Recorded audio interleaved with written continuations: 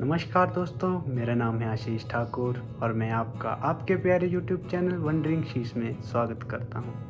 मैं Pandit Jawaharlal Nehru government medical college and hospital Chamba का विद्यार्थी हूं और मैंने इसी विषय के रिलेटेड अतीत में कुछ वीडियोस बना रखे हैं, जिनमें आप कमेंट के ज़रिए हमसे कुछ क्वेश्चन पूछते हैं और वो क्वेश्चन मोस्टली कॉमन होते हैं। तो हमने सोचा एक वीडियो के माध्यम से क्यों ना उन क्वेश्चन को एड्रेस कर दिया जाए। जो कॉमनली पूछे जाने वाले क्वेश्चन हैं उनकी लिस्ट ये रही। अगर आपका भी इनमें से कोई सवाल है तो आप इस वीडियो को ज़रूर देखिएगा। I hope you will get your answer soon. तो चलिए सबसे पहले शुरू करते हैं कॉलेज के बारे में। ये कॉलेज 2016 में एस्टेब्लिश्ड हुआ था। 2017 में इस कॉलेज का सबसे पहला बैच बैठा था और 2023 में जो आने वाला बैच है वो इस कॉलेज का 7वां बैच होगा। तो जैसा कि आप जानते हैं, हिमाचल में अभी तक कोई बॉन्ड नहीं है। उसी प्रकार से इस कॉलेज में भी आपको कोई बॉन्ड साइन नहीं करना पड़ता। अब बात करते हैं चंबा मेडिकल कॉलेज तक पहुंचा कैसे जा सकता है। अगर आप पहली बार आ रहे हैं तो आप बाया ट्रेन पठानकोट तक आ सकते हैं और पठानकोट से आगे आपको 102 किलोमीटर बाया रोड आना पड़ेगा चंबा तक। और वैसा ही अगर आप बाया एयर आना चाहते हैं तो आप गग्गल कांगड़ा तक आ सकते हैं और गग्गल कांगड़ा से 116 किलोमीटर आपको बाया रोड चंबा तक आना पड़ेगा। उसके बाद मोस्टली लोगों का सवाल होता है कि कॉलेज में पढ़ाते टाइम लैंग्वेज कौन सी यूज़ करी जाती है। तो मोस्टली बाइलिंगुअल होता है, हिंदी और इंग्लिश दोनों का यूज़ किया जाता है। जब पढ़ा रहे होते हैं प्रोफेसर तो इंग्लिश यूज़ करते हैं और जब समझा रहे होते हैं तो मोस्टली हिंदी का प्रयोग किया जाता है। अब बात करते हैं कि रेगुलर क्लासेस होती हैं या नहीं। अब जैसे कि आप जानते हैं ये एक प्रोफेशनल कॉलेज है और इसमें क्लासेस रेगुलरली कंडक्ट करी जाती हैं। तो चलिए बढ़ते हैं सबसे ज़्यादा पूछे जाने वाले क्वेश्चन की ओर, वो है कट ऑफ कितनी है।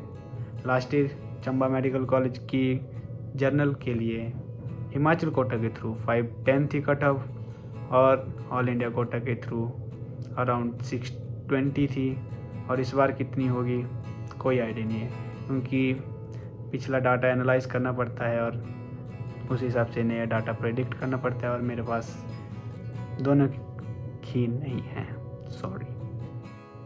अगली बात करते हैं हॉस्टल्स की। हॉस्टल चंबा मेडिकल कॉलेज के पास लड़कियों के लिए एक हॉस्टल है जिसकी कैपेसिटी बहुत कम है, तो उस हिसाब से बहुत कम बच्चों को हॉस्टल अलॉट होता है और मोस्टली जो नए बच्चे आते हैं उनको पीजीज में ही रहना पड़ता है।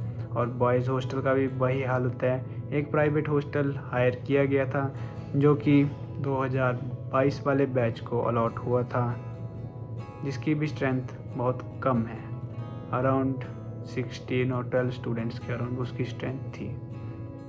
उसके बाद पूछे जाने वाला क्वेश्चन है हॉस्टल में हॉस्टल फ़ीस कितनी होती है। वैसे तो अगर आपकी किस्मत अच्छी हुई तब जाके आपको हॉस्टल अलॉट होंगे और हॉस्टल की फ़ीस अराउंड 25,000 है, जो कि एनुअली आपको पे करनी पड़ती है और इसमें आपके खाने का चार्जेस इंक्लूड नहीं होते हैं।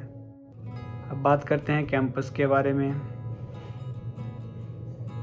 तो चंबा मेडिकल कॉलेज की जो रेगुलर क्लासेस हैं वो अखंड चंडी पैलेस, जो कि एक राजा का महल है, उसमें कंडक्ट करी जाती हैं।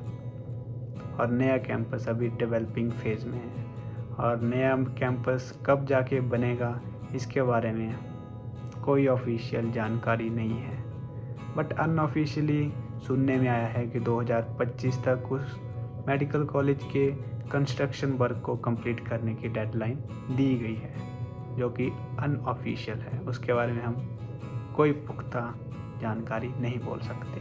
तो इसके बाद चलिए बात करते हैं चंबा मेडिकल कॉलेज के पास हॉस्टल नहीं है तो इसके लिए आप रहेंगे कहाँ पे। तो चंबा मेडिकल कॉलेज के पास हॉस्टल नहीं है तो इसके लिए आपको जाना पड़ता है पीजीज ढूंढने और रूम ढूंढने।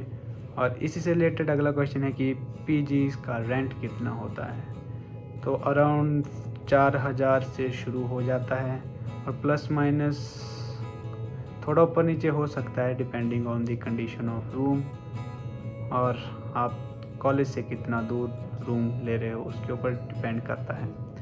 और इसके बाद सबसे ज़्यादा पूछे जाने वाला क्वेश्चन है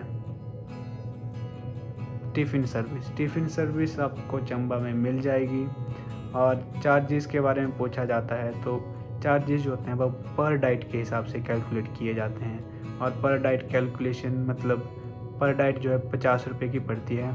तो इस हिसाब से अगर आप 2 टाइम खाना खाते हो तो महीने का आपका 3000 बनता है, और अगर आप 3 टाइम खाना खाते हो तो महीने का 4.5 आपको पे करना पड़ता है।